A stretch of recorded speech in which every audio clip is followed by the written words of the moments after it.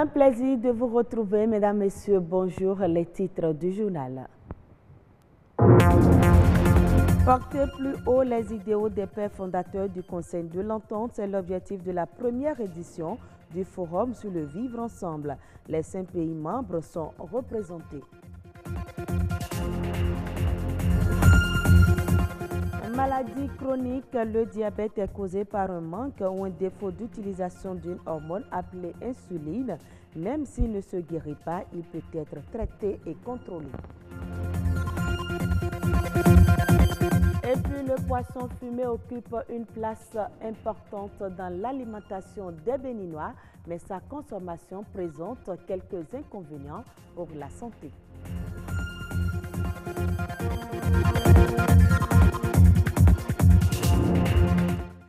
Merci de votre fidélité. La première édition du Forum sur le vivre ensemble au sein des 5 pays membres du Conseil de l'Entente se tient à Cotonou. Elle vise à relier le réel cadre d'intégration des jeunes aux politiques. Cela se passe ce 14 novembre aux Affaires étrangères. L'objectif premier est de porter plus haut les idéaux définis par les pères fondateurs du Conseil de l'Entente. Sylvania Tchanou et Alexis Kenom pour le reportage. Axé sur le thème « Les mécanismes du vivre ensemble au sein de l'espace du Conseil de l'Entente », ce forum permet d'assurer une formation transversale sur l'intégration et le leadership des jeunes de l'espace CEDEAO, membres du Conseil de l'Entente. Ils devront maîtriser les enjeux et défis de l'intégration pour mieux impacter leur communauté. Depuis longtemps déjà, les populations se déplacent, les populations émigrent. Dans notre espace, il y a beaucoup de mouvements de population. Et chacun vient avec ses coutumes, ses us et coutumes, comme ses habitudes. Et quand on vient avec ses habitudes, on s'installe ailleurs, on a envie de perpétuer ces habitudes-là. D'où la nécessité de votre thème de vivre ensemble. Donc c'est très important que vous puissiez être déjà conscient, à savoir que dans la différence, on peut vivre harmonieusement ensemble. Le Conseil de l'Entente nous a toujours émerveillés. Émerveillés déjà en ce temps parce que le conseil, l'organisation était très bien structurée, très bien organisée et avait des ambitions. Mais il fallait des impulsions. Il fallait cette impulsion et cette impulsion ne pouvait venir que de la jeunesse. Et c'est à juste titre que je vois que c'est une très bonne initiative qui va aider nos dirigeants à cerner tous les aspects de l'intégration que nos pères fondateurs ont déjà perçu depuis 1959. Pour Fortuné Awissou, président de l'organisation du Conseil des jeunes de l'Entente, le choix du thème n'est pas anodin. Il traduit un besoin réel, celui de pallier aux problèmes liés à l'intégration de la jeunesse. L'initiative vient d'un groupe de jeunes béninois qui a pu intégrer dans les autres pays membres du Conseil de l'Entente pour pouvoir fédérer les actions pour le brassage et pour conduire en bon terme ces objectifs. Nous sommes là pour faire des plaidoyers auprès de l'organisation mère pour qu'ils puissent obtenir de l'organisation mère des recommandations à l'endroit de la jeunesse. Par exemple, pourquoi ne pas avoir un fonds d'accompagnement pour les jeunes de l'espace de l'Entente. Vous voyez, que désormais les questions relevant de l'extrémisme violent soient débattues et trouver des solutions assez palliatives qui sont des gangrènes ou qui nous empêchent le développement au niveau de l'espace Entente. 4 thématiques à aborder au programme: l'intégration, l'immigration, l'entrepreneuriat et le leadership féminin. Vous avez le représentant de chaque pays qui sont ici et ils participent pleinement aux ateliers. Et chaque matin, nous aurons les communications et dans l'après-midi, les ateliers pour pouvoir faire des recommandations auprès de ces chefs d'État membres de l'espace Entente. En tant que participant à ce forum, personnellement, je me focalise sur le point de l'intégration, sur l'aspect socio-culturel et aussi au niveau économique. Les travaux durent 2 jours. Le surpoids, l'obésité et le manque d'activité physique sont généralement les causes révélatrices du diabète définies par les spécialistes comme étant l'excès de sucre dans le sang. Il existe 2 types de diabète. Quels sont les facteurs de risque et comment se fait la prise en charge du diabète au Bénin? Le professeur François Durolo, diabétologue, en parle au micro de Enoch Rumpati et Louis Koudogbo. Et quand on dit un excès de sucre, cela veut dire qu'il faut avoir un seuil pour dire que c'est le diabète. Je rappelle que le taux normal de sucre dans le sang n'excède pas 1 gramme par litre. Ça tourne autour de 1 gramme par litre. Et donc, quand ce taux-là dépasse 1 gramme par litre, c'est anormal. Mais pour dire que quelqu'un est diabétique, il faut que ce taux atteigne 1,26 grammes par litre à jeun.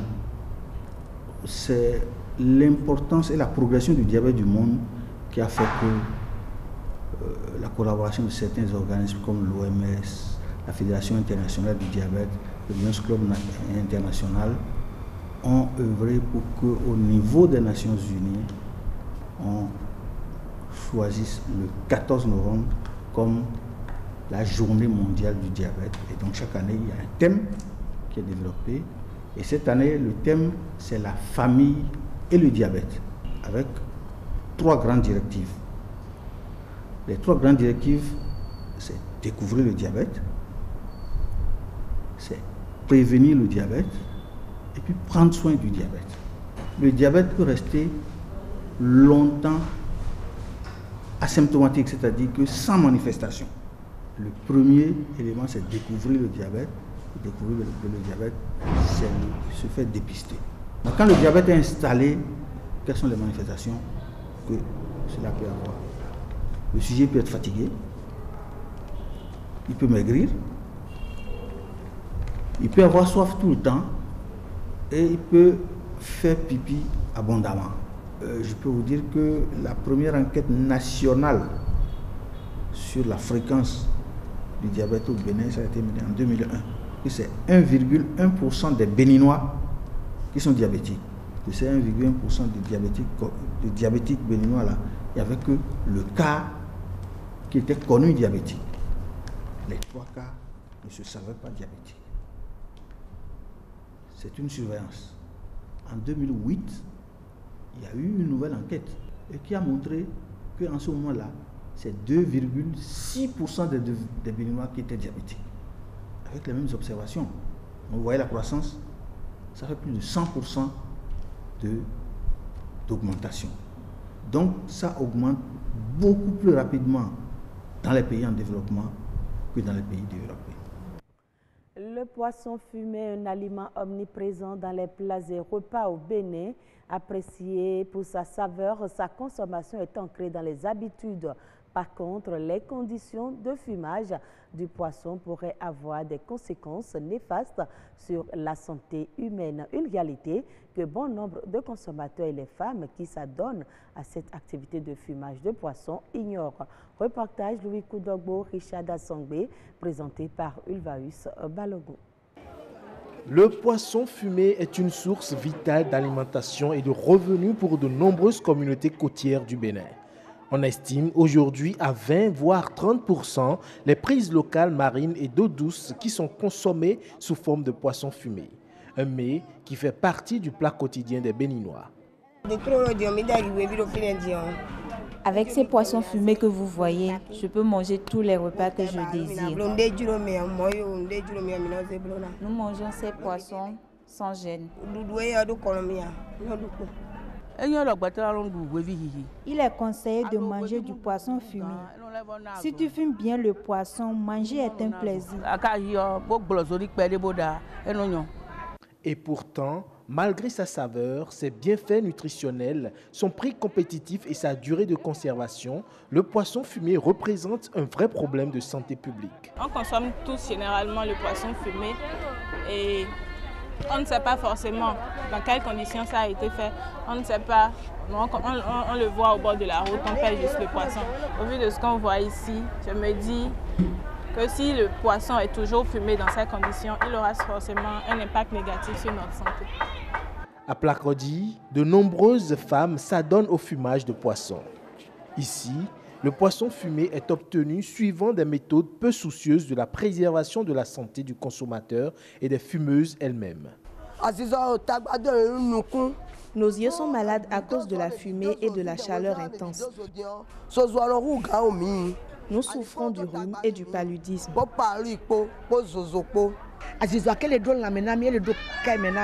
La fumée a un effet nocif sur nos yeux et nos cœurs. Une activité génératrice de revenus qui les expose à des risques sanitaires. Au niveau du fumage, même, on a constaté qu'il y a une grande quantité de fumée qui s'accole sur ces poissons-là. Et ce sont ces fumées-là qui contiennent les hydrocarbures aromatiques polycycliques qui sont cancérigènes et même aussi des goudrons qui créent de cancer une fois que ça se retrouve dans l'organisme humain. Pour éviter ces conséquences néfastes, quelques précautions sont tout de même indispensables. Comme précaution, d'abord au niveau des transformatrices, au niveau des dames qui font le produit, il faut les conseiller de fumer les poissons avec sa peau. Aux consommateurs, je leur demande d'enlever d'abord la peau de poisson qui est fumée, et de deux, de laisser tremper le poisson dans de l'eau. Si c'est le poisson fumé, de laisser tremper ça dans de l'eau, ne serait-ce que quelques minutes, une dizaine de minutes. C'est vrai, ils vont perdre une partie de la valeur nutritive, mais l'eau va essayer d'évacuer aussi une partie de ces fumées qui seraient restées sur le poisson. L'amélioration du mode de fumage de poisson et l'encadrement de l'activité s'avèrent donc indispensables pour prévenir et atténuer les conséquences sanitaires sur les consommateurs. Information hors du Bénin au Maroc, la Chambre des représentants vient d'adopter un projet de loi visant à augmenter de 50% la taxe intérieure de consommation sur les boissons sucrées, qu'elles soient gazeuses ou non. Ce prélèvement devrait s'appliquer aux produits dont la teneur en sucre dépasse 5 grammes par 100 millilitres. La mesure proposée depuis 2017 vise à lutter contre des niveaux croissants d'obésité et de diabète observés dans la population marocaine. D'après des données d'études du Haut Commissariat au Plan, 10 millions de Marocains, dont 6 millions de femmes, souffrent d'obésité. Les coûts indirects et directs liés à cette affection ont été estimés à 2,5 milliards de dollars, soit 1 500 milliards de francs CFA. La Chine a autorisé la semaine dernière l'arrivée de produits agricoles provenant du Kenya sur son territoire. C'est à la suite de sa signature d'accords phytosanitaires entre les deux pays. Parmi la liste de produits pouvant pénétrer le marché chinois riche d'1 milliard de consommateurs figurent les fleurs, les légumes et les fruits dont les avocats, les mangues et la noix de macadamia. Des produits d'origine animale sont également autorisés comme la viande, les peaux brutes et le cuir. Cette ouverture du marché chinois est un pas significatif du Kenya dans sa stratégie de diversification des débouchés pour ses produits agricoles, notamment ceux horticoles. Ainsi se referme ce journal. Je vous retrouve avec le même plaisir à 19h45 pour le journal du soir.